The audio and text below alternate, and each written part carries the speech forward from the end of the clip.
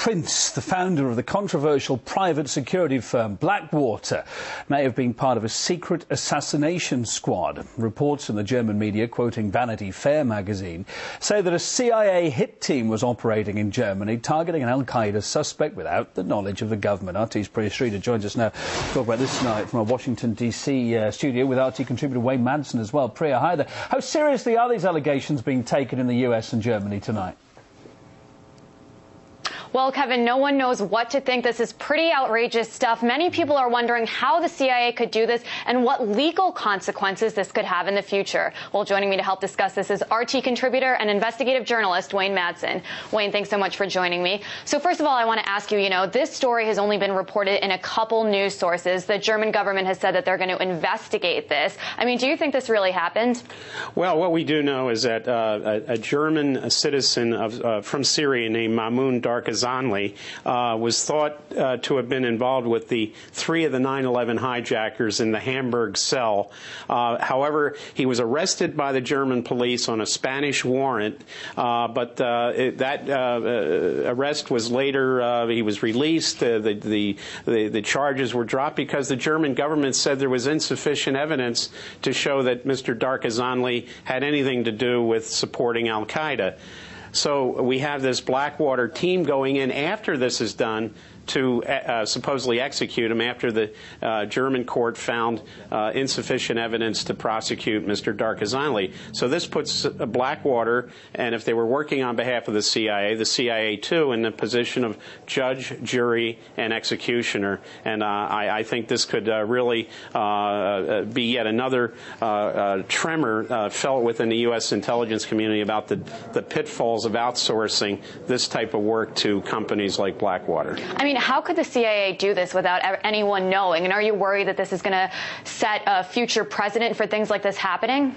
Well, it's one of two things. Either the CIA lost control over its contractors, in this case Blackwater employees, or the CIA knew fully well what they were doing and wanted what's known in the intelligence community as plausible deniability. Essentially, if you guys get caught, you don't work for the CIA, and the CIA would disavow all knowledge and responsibility for these actors. But I would point out that we had in the case of the Blackwater security guard shooting the civilians in Nisour Square in Baghdad, this case was recently thrown out by U.S. Judge Ricardo Urbina, who himself has close ties to the CIA.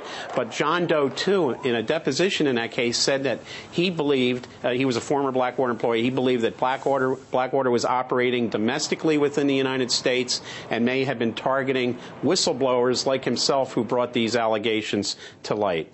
And, there have been conflicting reports in this specific case on how much the German government knew. Do you think that they knew about what was happening and they chose to ignore it? And if so, why? Well, certainly the Federal German Intelligence Office in Hamburg is saying that it comes as a shock to them.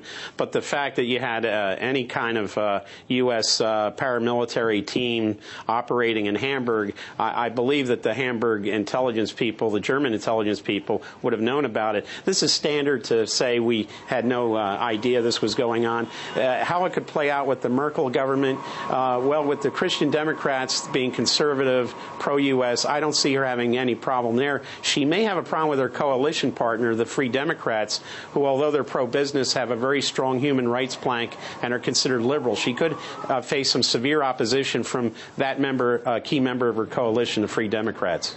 And I want to ask you about another controversial story that's going on right now, the Jordanian double agent that is being held responsible for last week's attack that killed 8 CIA officers.